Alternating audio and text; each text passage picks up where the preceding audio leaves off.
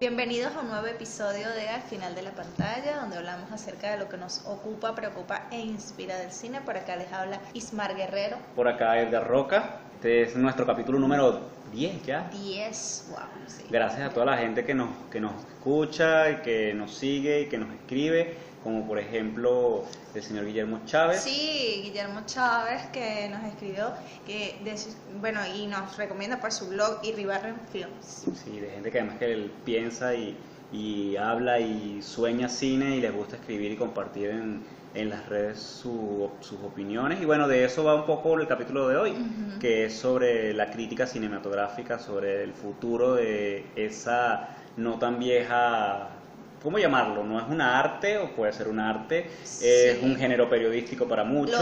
Lo es.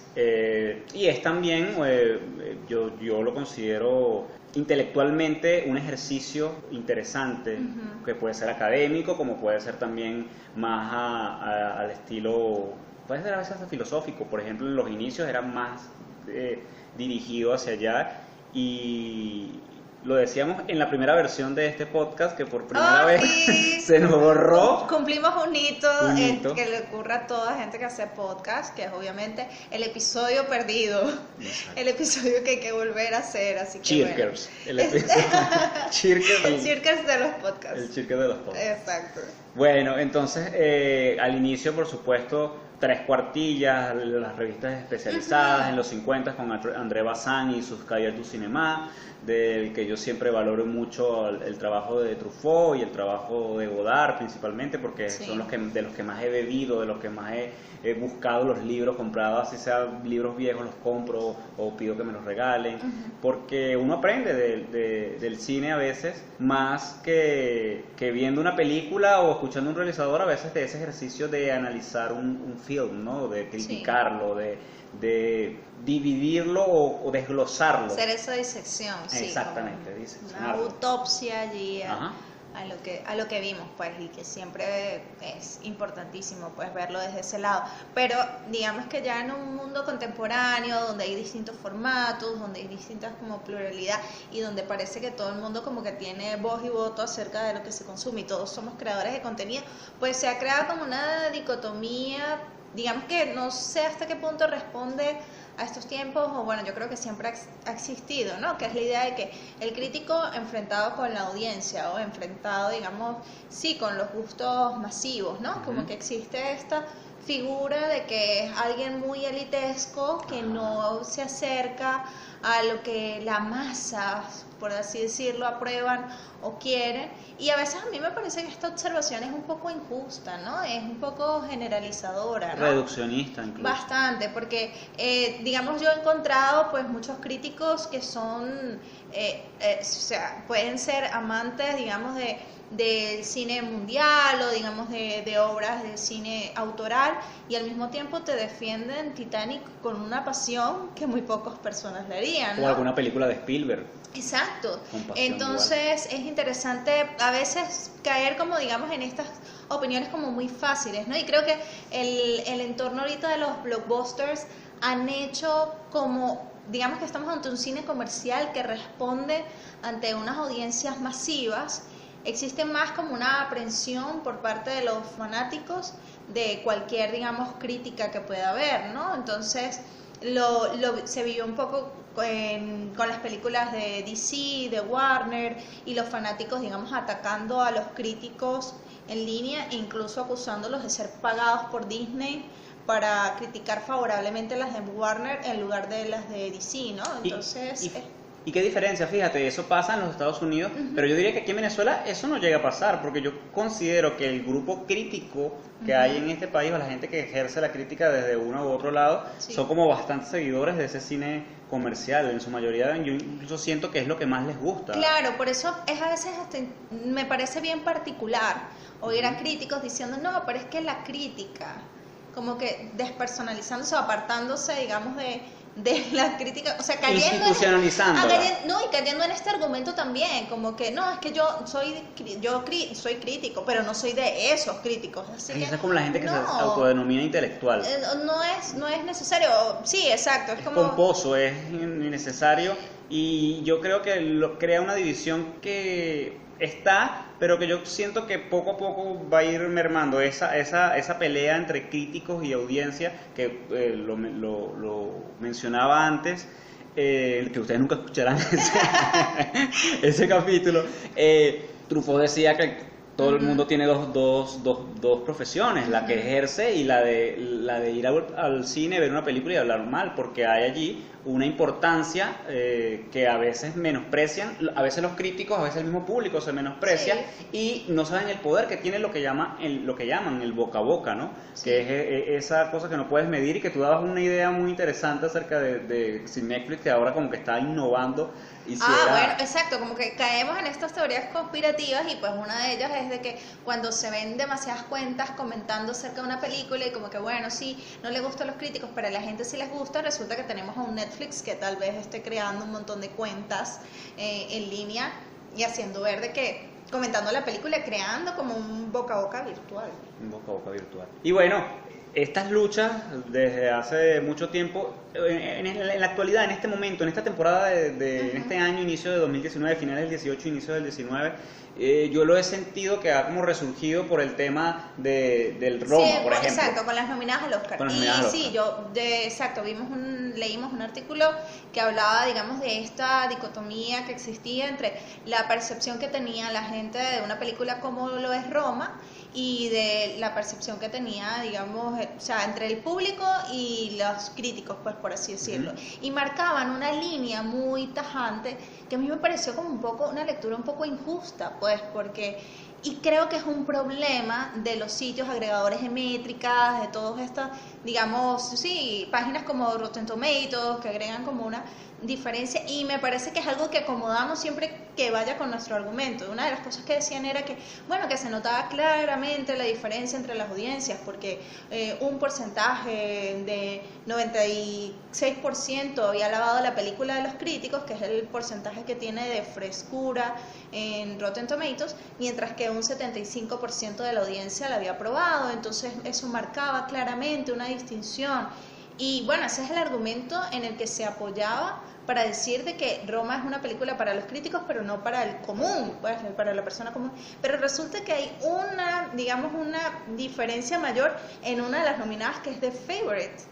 Dentro del sitio, ahí aparece como que es aprobada por un 94% de los críticos y apenas un 62% de la audiencia, y ese argumento no fue utilizado para The Favorite, pero sí fue utilizado para Roma. A mí lo que me parece más interesante es que todo el mundo tenía una opinión acerca de Roma, porque por primera vez en mucho tiempo todo el mundo, o una gran cantidad de personas, tenían acceso a Roma. O sea que eso era algo que, a propósito del esquema de Netflix y de su distribución, todo el mundo tenía acceso, todo el mundo tenía la posibilidad de opinar acerca de una de las películas más premiadas, más galardonadas, que estaba haciendo historia, y ese era el fenómeno que a mí me parecía interesante. Y eso creo que suma y es como un punto a favor para la película.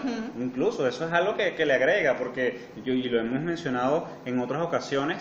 Yo siento que una de las cosas buenas que trajo esta película es el trabajo de la distribución. Sí. De eso, de que a lo mejor el pueblo indígena, autóctono, mexicano, se sienta reflejado allí. Las madres de que vivieron los 70, que ahora son mujeres ya de 50, la misma, ¿cómo se llama la mamá de la nana de Cuarón? Liboria. ¿Sabes? Gente que vivió eso y dice, bueno, yo la veo y seguramente la disfrutan. Yo no creo que una señora de esa descendencia de 50, 60 años que vivió los 70 en su juventud, fue la época de los 70, se aburra o no le guste la película. Yo creo que se va a sentir reflejada y se va a conmover. Bueno, mucha gente ha manifestado de que sí, se han visto, pues, o sea, se han visto retratados y con ellos ha conectado. Pero yo siento que ese artículo, al querer, digamos, crear esa distinción, cayó justo en el problema, que es el que siento que es el problema moderno que estamos teniendo con la crítica, que es el tema de verlo como que fuese una fórmula matemática, un algoritmo. O sea, tenemos que llegar a un número perfecto de porcentaje de aprobación o de frescura al que tenemos que llegar. Entonces sí me parece un poco peligroso de que estemos dejándonos llevar tanto por este algoritmo, como que siento que es como una carrera por conseguir objetividad, y me parece que es en el tema de las artes no tiene cabida buscar una objetividad. Okay. Porque Bueno, yo voy tras los puntos de vista, pues, de las personas, de quien está analizando, ¿no? claro. Más que quiero que incontestablemente alguien me diga que esta obra es buena, y si los números o el algoritmo, la máquina indica que es buena, entonces ¿quién soy yo para decir? Pero es toda una experiencia muy personal. Pueden haber obras, digamos, que logren un 100% con las cuales yo no conecto, pero es importante para mí entender por qué no estoy conectando y por qué muchas otras personas, o por lo menos los encargados de dar ese número, sí lograron conectar. O sea, es eso, más que verlo una afronta a mi gusto, porque ese también es el tema. Cuando a veces se ve que, bueno, a mí no me gustó tal película y no Beer entiendo Box. por qué los críticos sí les gustó, entonces tiene que ser que los críticos están anclados. No, pero o sea, no es una afronta a mí, no es que el que a ellos les haya gustado y a mí no, me hace a mí un inculto, una persona que no sabe de nada, pues, o sea, siento que como un nivel muy personal, ¿no? Que inevitablemente hay críticos, pues, que no analizan el objeto, sino analizan a la audiencia o la receptividad que tuvo la pieza, ¿no? Yo en cambio soy de los que defiendo sin ser un seguidor de eso, pero es que a mí me gusta mucho lo que tiene que ver con la estadística. Ciertamente es frío, ciertamente es distante, ciertamente creo que lo importante es que no se mete con la experiencia, creo yo. No cambia el hecho de ver cine, claro, si tú lo sigues a rajatabla, Claro, o sea, sí. si vamos al CinemaScore, que es una medida que han creado los mercadólogos en Estados Unidos para definir el disfrute de una película o el qué tan buen boca a boca va a tener. A veces yo he visto películas que dicen, esta película es excelente, pero va a tener una clasificación de D en CinemaScore, o sea que nadie la va a entender y por lo tanto nadie va a hablar. Entonces siento que es como que estamos siendo empujados a verlo todo en esos términos, y eso sí me parece grave. Y yo entiendo que hubo precedentes, pues, o sea, existió Roger Ebert, que en su programa daba los pulgares arriba, o publicaciones en las que le daban tantas estrellas, y a partir de allí como que la gente se hacía una idea. Ojo Crítico también, ¿no? De Juan Carlos Arciniegas en su programa en CNN. También tenía un ranking de ojos que le daba a cada película, ¿no? Entonces creo que la gente se quedó anclada en el ranking y no en todo lo que el crítico, los argumentos que hacía para hablar acerca de la película, pues, como tal. Claro. Creo que también eso lleva a democratizar, a darle un valor a una gente que a lo mejor no tiene no sé si decirlo, la preparación. O sea, que no se ha preparado cinematográficamente porque no trabaja en el medio, su trabajo no es ver películas y escribir sobre películas, sino simplemente también ve o vive la experiencia de ir al cine o de ver una película como un simple entretenimiento. Y entonces esa gente también es como democratizar, y como esos son los tiempos que corren, y yo creo que eso nos va a ayudar en un futuro. Yo no me desligo del todo, yo entiendo tu punto, incluso lo respeto y lo valoro muchísimo, porque es otra manera de ver las cosas que a mí me parece muy completo, orgánico y bien estructurado, pero me pongo del otro lado y creo que hay que buscar el equilibrio, y llegaremos en algún momento también al equilibrio, y no quiero caer otra vez en mi hipismo común de ser así súper optimista.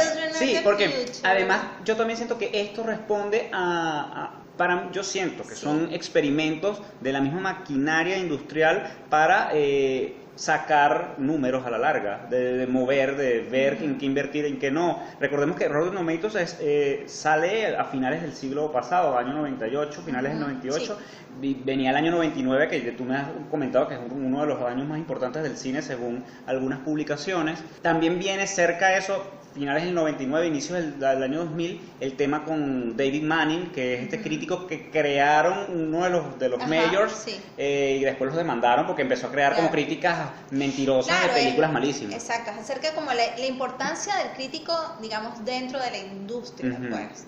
Entonces, que incluso la misma Pauline Kael, pues, también hablaba, ¿no? De que ella no quería saber si tenía una responsabilidad dentro de la producción hollywoodense, pero que se sentiría muy mal si lo que ella decía no importaba de cierta manera dentro de lo que se estaba haciendo en ese momento. Entonces, así como que no es que lo hagas pensando en ellos, pero sí interesa, pues, tener cierto impacto, pues, digamos, como tal. Ciertamente los críticos los estudios están como muy anclados en tener este ranking perfecto, en tener como una buena aprobación, pero no es llegar a un número, es que tu producto, digamos, sea lo suficientemente bueno para poder llegar a ese lugar, ¿no? Es, en mi opinión, hacia lo que debería irse, ¿no? O sea, como por eso es que digo que se desvirtuó, o sea, no... Es que mira, nosotros como realizadores debemos tener claro, y los mismos estudios lo deben tener clarísimo también, que hay algo que nosotros no controlamos,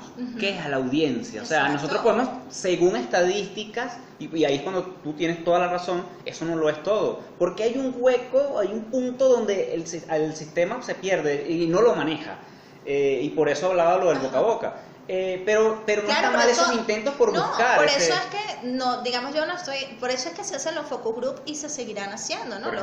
Los grupos de opinión, pues, donde se hacen cambios según lo que la gente, cómo lo recibe, ¿no? Yo tampoco veo eso. Lo que digo es que el estar persiguiendo una métrica perfecta o ir en contra de la métrica, como que no importa, es que mis películas son para los fans, no para los críticos. Así que, no, pero los críticos también son muchas veces fans. Fans del cine por encima de todo, porque esa es también otra corriente con la que yo, digamos, entro un poco en contra, y lamentablemente muchos críticos se hacen a veces eco, ¿no? Un crítico de ver a la figura como un hater, como un odiador, como alguien que va siempre llevando la contraria. Mi experiencia personal con el crítico siempre ha sido de alguien que ama el cine. Entonces te pregunto, en ese sentido, como para cerrar un poco la parte de los críticos y la audiencia, críticos que tú sigas, que consideras que hacen este trabajo bien, que se llevan bien con la audiencia, que no son el señor Bollero de España, por ejemplo, que es conocido porque es muy duro con sus críticas y que despluma a la mayoría de las películas de las que escribe. ¿Cuál no es ese tipo hater que tú lees, que tú sigas y puedas recomendarle al público? Porque yo soy en ese sentido como muy clásico, pues a mí me gusta leer lo que Pauline Kael escribía, o leer al mismo Roger Ebert, o seguir a Godard y a Truffaut porque me encantan la nueva ola francesa. Bueno, yo, o sea, hace poco, o sea, leí un texto de Pauline Kael, ¿no? Hablando acerca digamos, porque ella está en ese sitial, ¿no? Y es porque el trabajo que ella hacía se desligaba no solamente del ejercicio intelectual, sino también tenía algo muy personal, ¿no?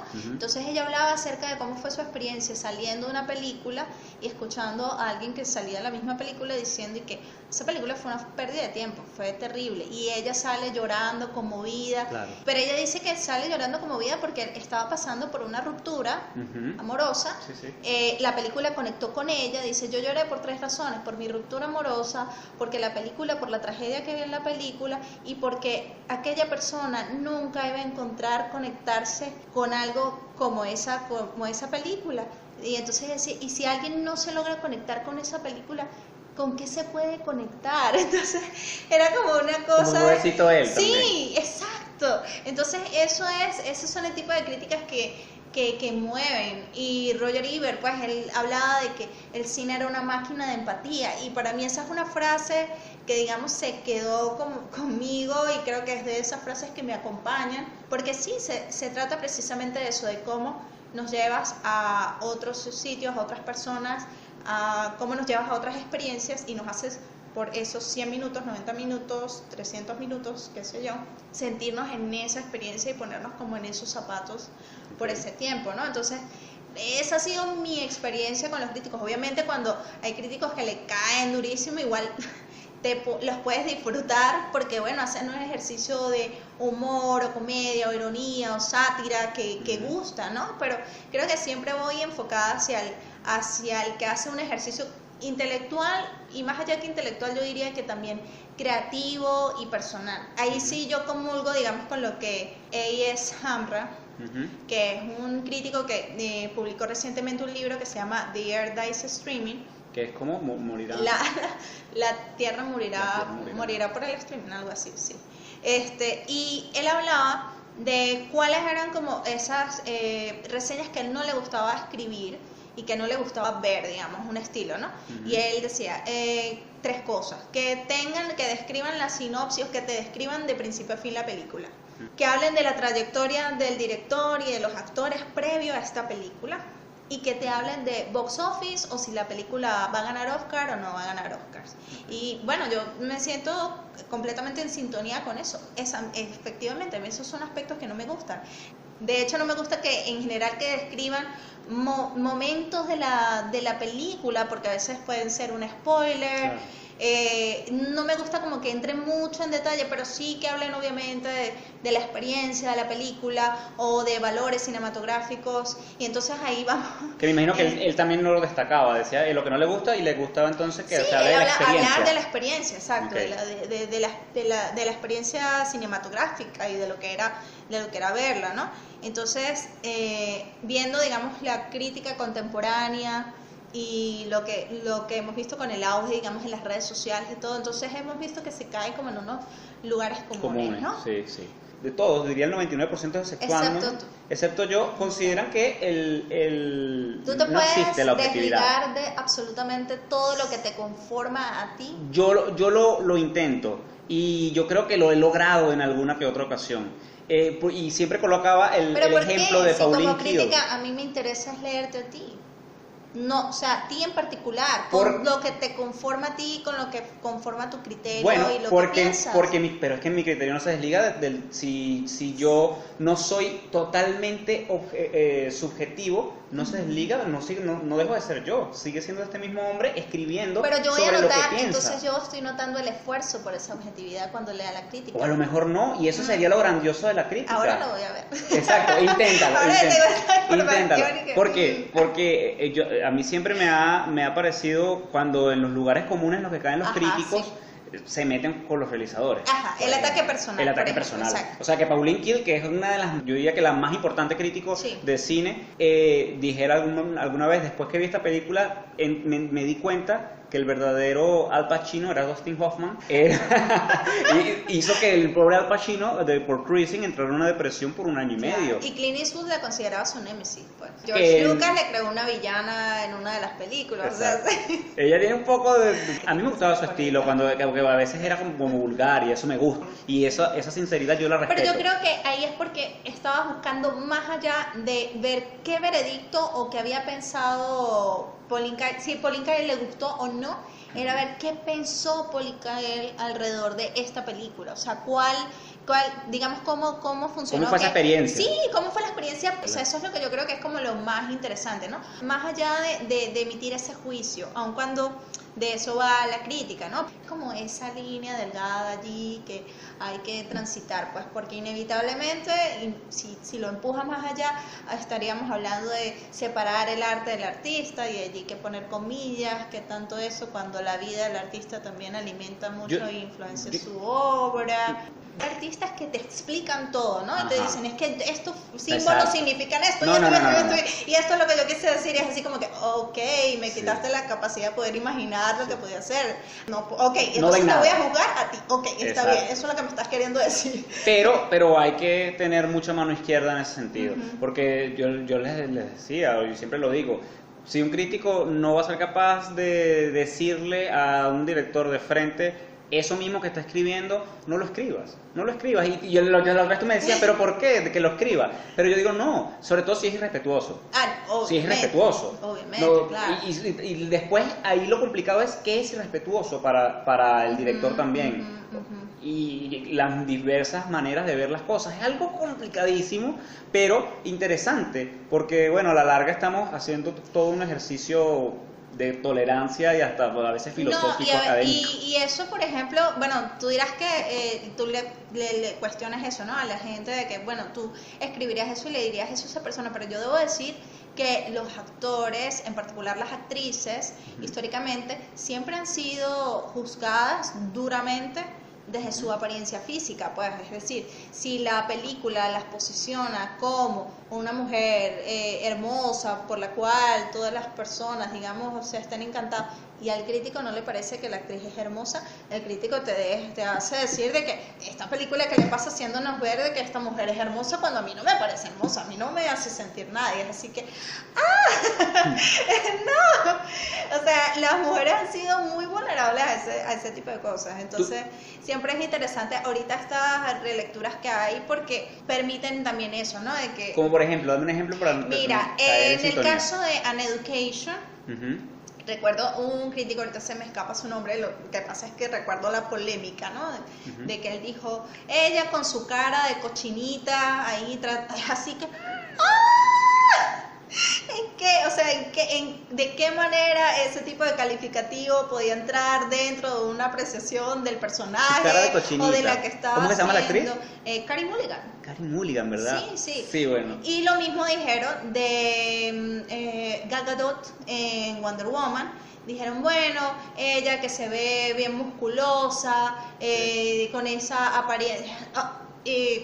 Así que no, o sea, no tenía ese tipo de descripción cabida dentro de la historia, pues entonces allí es como que a veces intentan halagar y termina siendo como más desagradable, más irrespetuoso. Sí, entonces es como bien delicado esa línea de trazar, No, pues, sobre todo con los actores que son individuos muy frágiles, ¿sabes? Además son la cara, también son los que tienen la cara muy expuestos. Sí, muy expuestos a eso, entonces también es como que, oye, hay que digamos también cuidar un poco la forma de lo que se está diciendo y si realmente es algo que apoya tu argumento, al argumento del que estás haciendo en torno al personaje, al guión, a la historia, ¿no?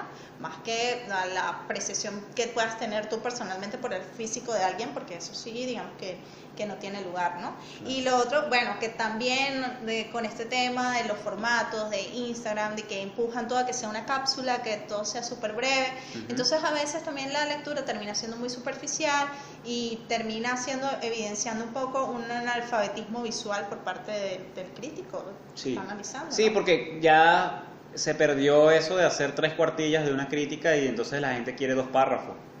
Y entonces es lo que la gente quiera y entonces ves, creo que a la larga el público terminó ganando y ahora es parte de la crítica porque cualquiera es más crítico que nunca en estos momentos, porque incluso lo es no solo en el cine, es hasta con el país. Tú lo ves que la gente de política habla como si tuviese un posgrado, un doctorado. Y bueno, y eso es la democracia, me imagino que lo puedes hacer porque también es como la apertura a, no estamos dentro de una cosa donde eso no sea posible.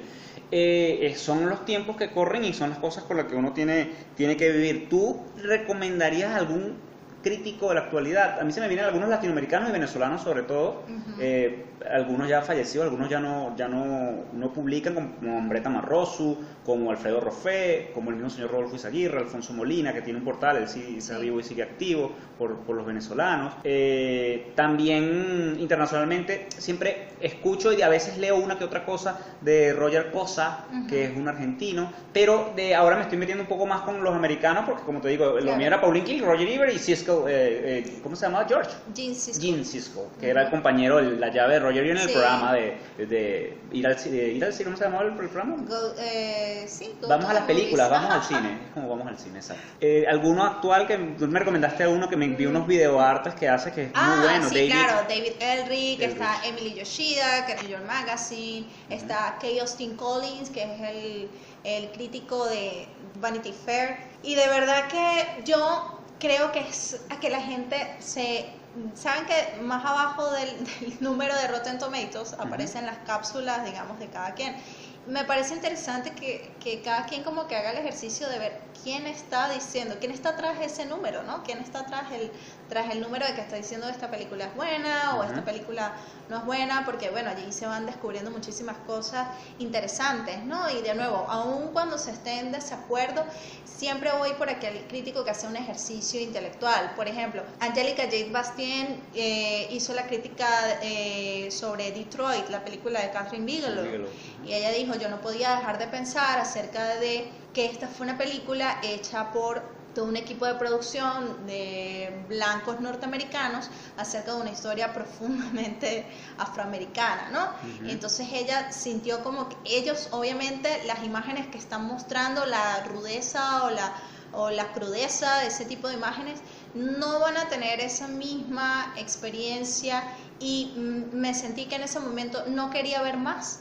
historias afroamericanas a través de la mirada blanca. Imagínate. Sí, fue una cosa en la que ella se expuso obviamente a críticas, dice que Claro. nunca ha recibido tantos correos de odio como lo hizo cuando escribió eso, pero ella no podía traicionarse a sí misma de que eso fue lo que ella sintió cuando estaba viendo esa obra, porque en un nivel semiótico ella decía, es que lo ven diferente, y eso era lo que yo quería transmitir, de que mi experiencia como mujer afroamericana yo no podía desligarla del hecho de que las imágenes que estaba viendo y cómo las estaba percibiendo yo, obviamente para estos equipos de producción blanco y la directora blanca y el guionista blanco, estaban viendo una película de acción y para ellos no les generaba, digamos, ningún ruido lo que estaban retratando, la manera en cómo lo estaban haciendo, pero ella sí estaba sintiendo esa distancia, pues ese distanciamiento, ¿no? Y de nuevo, son como esos críticos que se exponen, digamos, a esa vulnerabilidad, que Austin Collins habló de que él se sintió, digamos, que no se conectó con Roma, no hubo una conexión con él, pero que él luego pensó acerca de la película, la más reciente de Barry Jenkins, If Beale Street Could Talk, y él dijo que, bueno, una película que obviamente conectó con él, que le pareció maravilloso, él decía, y luego pensé en que, ¿cómo puede haber alguien que no conecte con esta película? Debe haber alguien entonces igual pensando, ¿cómo puede haber alguien que no conecte con Roma? Entonces, claro, él se ubicó como en ese lugar de empatía, ¿no? Claro. Aun cuando su experiencia no se vio marcada y él la pudo evaluar según lo que consideraba que dentro de sus cánones o dentro de su criterio, pero eventualmente como que dijo, sí, así como yo no puedo imaginar que alguien no se pueda conectar con Beale Street, debe haber alguien pensando lo mismo acerca de Roma, ¿no? Sí. Y bueno, lo mismo que pensó acá él, lamentándose de la persona a la cual Shushain no la hizo llorar como sí lo hizo a ella. Yo creo que la crítica es importante desde individualmente, que uno tenga el valor de autocriticarse y saber cuando está haciendo algo mal, cuando uno es un irresponsable o cuando uno está equivocándose en algo. Porque las marcas, las muestras están allí, uno solamente tiene que ver un poco más. Entonces la crítica no es solamente cinematográfica, sino que es importante a varios niveles de la vida, político, social y personal, individual, ¿no? Desde allí viene. Creo que lo que viene ahora es un mundo de críticos, de ahora en adelante más críticos en el mundo. Sí. Y bueno, vamos a ver qué cosas buenas le da eso al planeta Tierra, porque yo creo que sí es algo... Bueno, una de las cosas que, digamos, de las reflexiones que surgieron a partir del libro de Hamra, era que decían que él demuestra que los mejores críticos de cine se preocupan muchísimo por el cine, pero no solamente están pensando acerca del cine. Es así, claro, bueno, en general, ¿no? O sea, como que no guardarnos dentro de este nicho, sino también pensar en la humanidad, ¿no? Así que hay tras ello, ¿no? Totalmente, coincido. Bueno, hemos terminado. Bueno, muchísimas gracias si llegaron hasta acá. Sí. Gracias por escucharnos. Estamos en las redes, como al final de la pantalla en Twitter, al final de la pantalla en Facebook. Tenemos el boletín, por favor, suscríbanse para que reciban toda la información extra acerca de las películas que mencionamos, bueno, en este caso todos los críticos que mencionamos. Vamos a linkear también algunas reseñas de las que hemos hablado acá, que nos parecen súper importantes y que nos gustaría, bueno, compartir con ustedes, que también tengan oportunidad de leerlas, y bueno, toda la bibliografía. Nos pueden escribir al final de la pantalla, @gmail, así como lo hizo el señor Guillermo Chávez sí, mil gracias de verdad por ese feedback. Bueno, estamos listos. Chao.